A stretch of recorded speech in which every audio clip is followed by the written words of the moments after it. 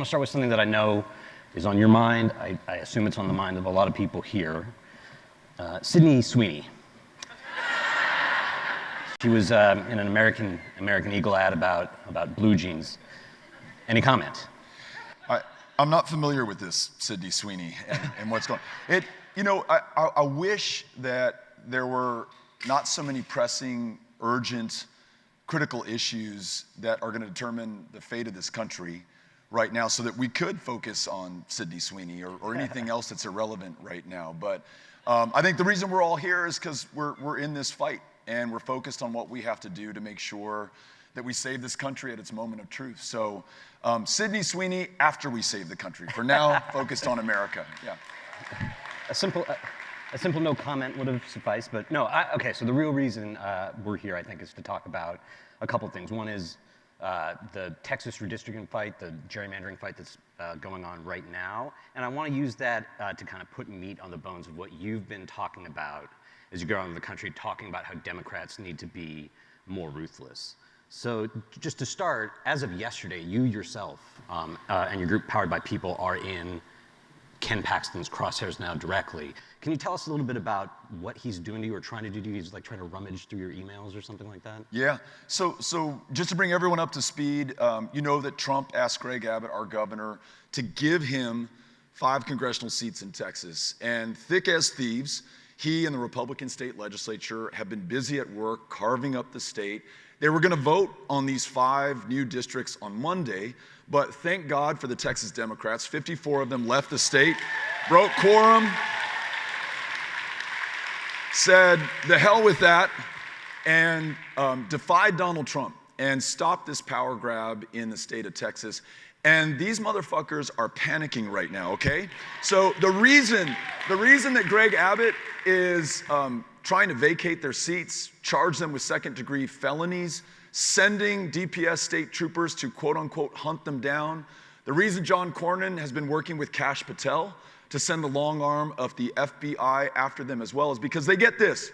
If they cannot steal these 5 seats, if they cannot hold on to power in the House of Representatives, there's going to be a check on Donald Trump's lawlessness. There's going to be accountability for his corruption and crimes, the cover-up of his complicity with Jeffrey Epstein and everything else that he is doing.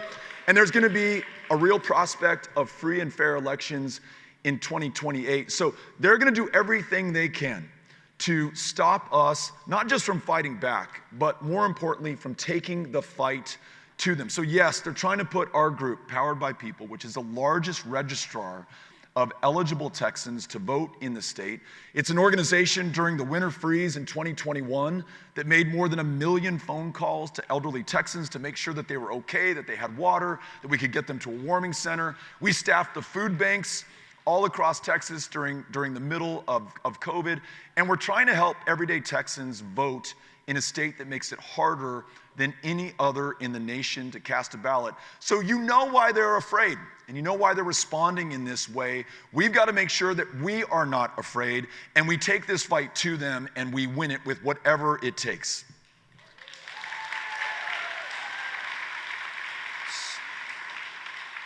So what is then, just from your perspective, for like your situation, what is the ruthless response to Ken Paxton coming after you? Aside from just saying, no, you can't have them. Yeah. What are your plans? So they're trying to stop us from doing what we're doing, which is supporting these 54 Democrats and ensuring they have the resources to stay out there for as long as it takes. Greg Abbott can call one 30-day special session after another, after another, after another.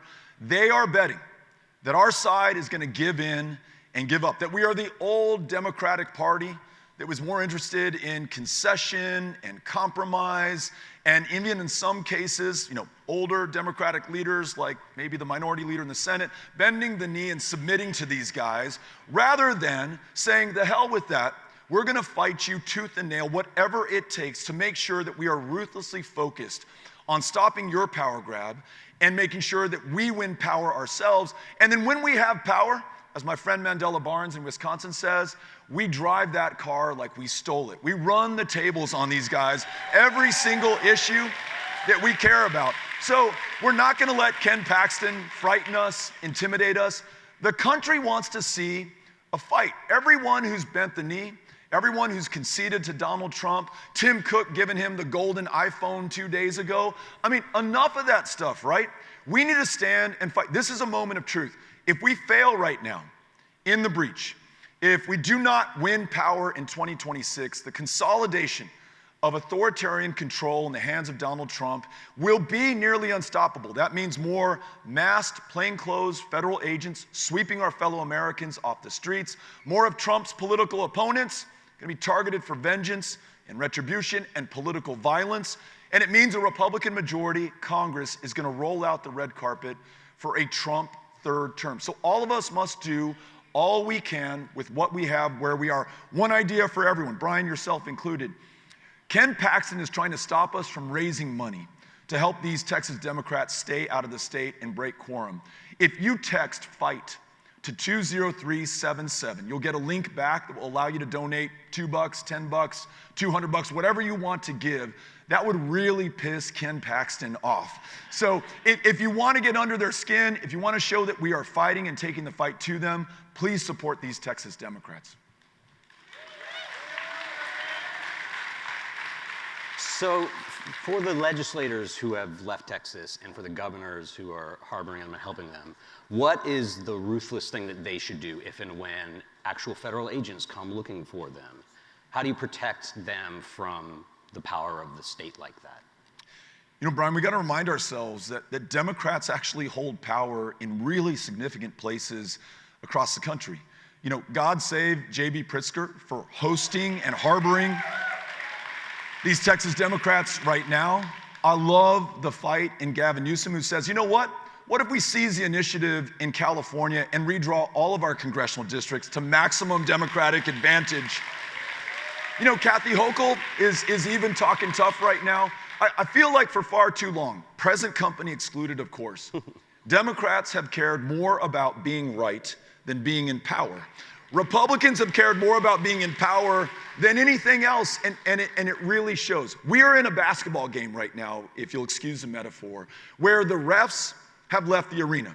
And the other side is just clobbering the shit out of us, just punching us in the face, kicking us in the nuts, and we're kind of throwing our hands up and we're asking the crowd, the people of America, hey, do you see what's going on here? This is unfair. This isn't the rules that we agreed to play by.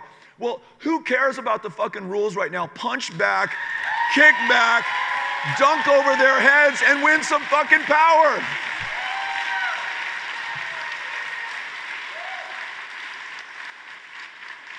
So here's something I read the other day, and it sounds similar to, I think, what you're saying. It said, Democrats, quote, should be prepared to use the threat of aggressive, opportunistic redistricting as a source of leverage to entice Republicans into supporting some kind of nonpartisan redistricting system nationwide.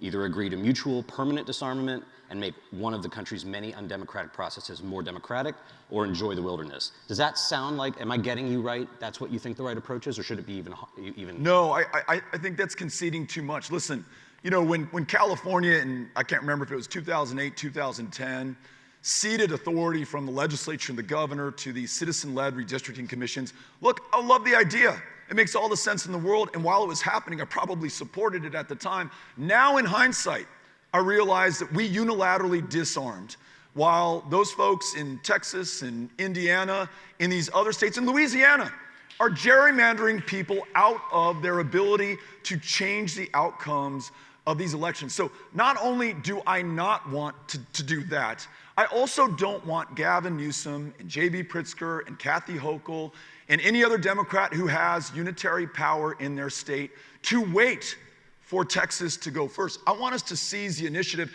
Instead of awaiting the punch thrown by these would-be fascists to hit us in the face and then respond, I want us to punch first, and I want us to punch harder. So I want them to redraw those districts right now, right now. You know, it hurts my feelings a little that you disagreed with that quote because I wrote that. Shit. But I wrote it in 2014, and then in the last 10, 11 years, we went on to see something like what you described, more like unilateral disarmament rather than like meeting like in kind. And I want to hear what you have to say about like what is broken in the culture of the Democratic Party leadership that it takes a decade in this extinction level crisis for this kind of thinking to finally punch back to sink in with them. Yeah. You know, I just think we got way too complacent. And we're kind of riding it out easy in the places where we were winning political power. And I was guilty of that too. I remember I worked so hard, as did many in this room, when Senator Barack Obama was running for president in 2008. I canvassed. In Texas, we had a Texas two-step where we had a caucus and a primary. And I worked both of them in my precinct in Sunset Heights. I donated the maximum $20 at a time that I could give to a political campaign. And I remember the day that he was sworn in, the relief that I felt. We just don't have to do anything anymore. This guy is gonna save us. He's got it from here on out. Now, I realize that's when he needed us the most. And that's when so many of us, again, probably present company excluded, we're sitting back and waiting for Obama to save the country. What does that mean? It means that in states like ours, in Texas and in Louisiana, we kind of left the rural communities to fend for themselves. We didn't show up. And where we feared to tread, Republicans didn't have to contest the November election because there was not a Democrat on the ballot. Those folks effectively went unrepresented, unheard, and unfought for. We allowed this consultant industrial complex to factory press these, safe for public consumption messages that had been tested in these sterile control rooms that doesn't connect with anybody, doesn't resonate, reflects none of the passion or the urgency of the moment. And then look, we certainly defer to our elders, and I think there's a lot that's appropriate in that. But when Chuck Schumer is in the middle of the fight, not of his life, but our lives, and there is this power grab being led by Donald Trump and Elon Musk in the continuing resolution to fund the government earlier in the year, and instead of fighting with everything that we have, because everything is on the line, they gave up, they rolled over, they submitted. And so no more. We are not going to wait and be patient and hope and pray that people in these positions of power are going to do the right thing. We as Democrats, wherever we are around the country, even in and especially the rural communities and the so-called red states like Louisiana and Oklahoma and Indiana and Nebraska and Texas, we are going to take the fight to them, and we're going to shock the world when we pick up these congressional districts in the states that I just mentioned in 2026. People want to see the fight, and we got to fight. Okay, I got another quote for you, but this one, you wrote this one. Okay. It's, if we stop the Texas deal and win the House, your guy, I think you're referring to Trump, you're speaking to Ken Paxton, right? Your guy's crimes and corruption will be exposed for all to see. The girls traded with Epstein, the bribes taken from foreign governments, and when he goes down, your corrupt, impeached, twice indicted ass is going down with him. So it sounds like you're scared. No, kidding. But let's talk about what you're alluding to, which is how House Democrats could use their power if they win the midterms next year, and what it means to be ruthless. So if we get to that point, and it's 2027, and Democrats have the House, and they have not released the Epstein files by then, they issue a subpoena, and Donald Trump says, "Fuck you." What's the recourse then? What do ruthless Democrats do at that point? Absolutely. So look, this is why they are so panicked and running so scared right now. You and I, we've watched over the last 6 months them run completely afoul of the law, completely defy the Constitution, openly corrupt, taking these gifts from foreign governments, for example.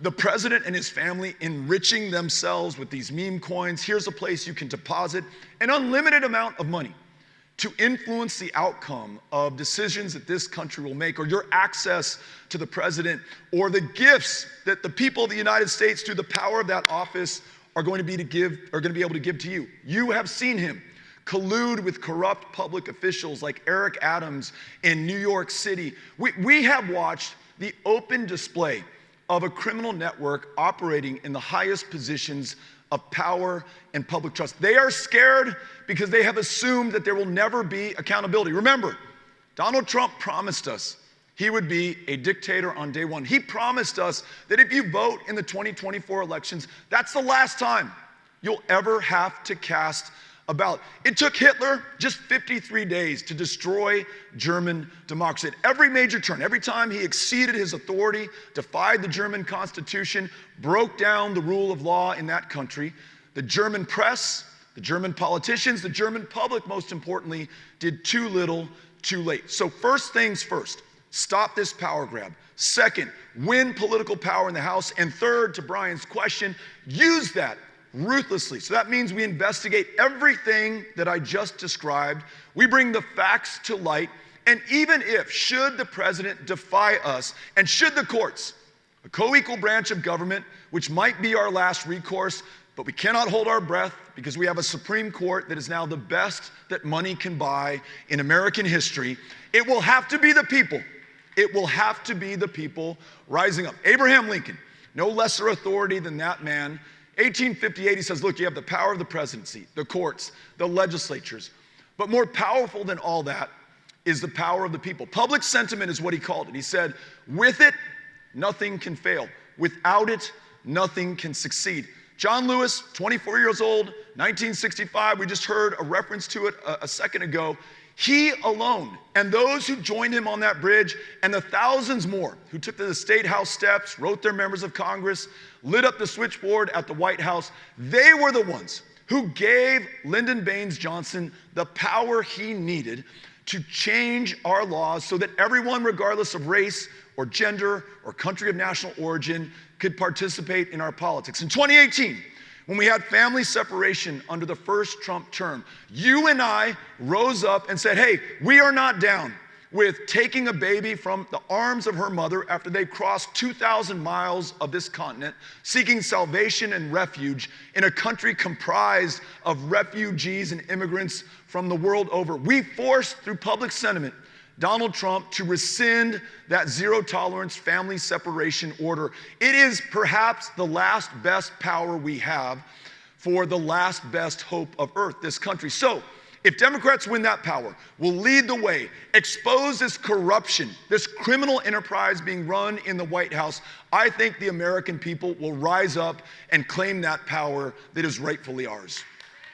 So you'll be leading the No Kings style march to Main Justice with a sign that says, show us the Epstein files. This stuff is working. You know, you could argue that if there were a policy issue, and that is up for debate, but if there were a policy issue on which Donald Trump won in 2024, it was immigration.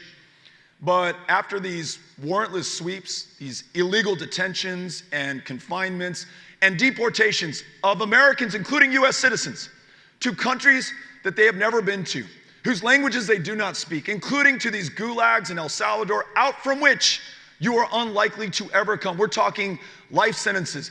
It turns out that this stuff is not popular with America. He's polling at 35% on immigration, below that for the economy as people begin to feel the impact of this disastrous course that he's set.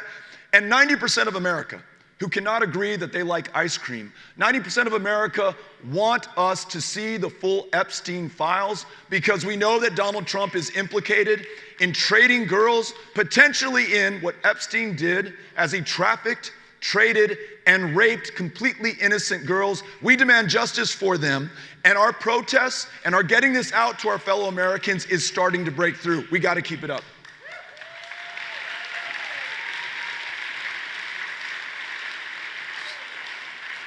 You've already mentioned Chuck Schumer maybe a couple times. He's going to have another bite at the apple. So Senate Democrats, they cut Trump a check back in March to avoid a government shutdown.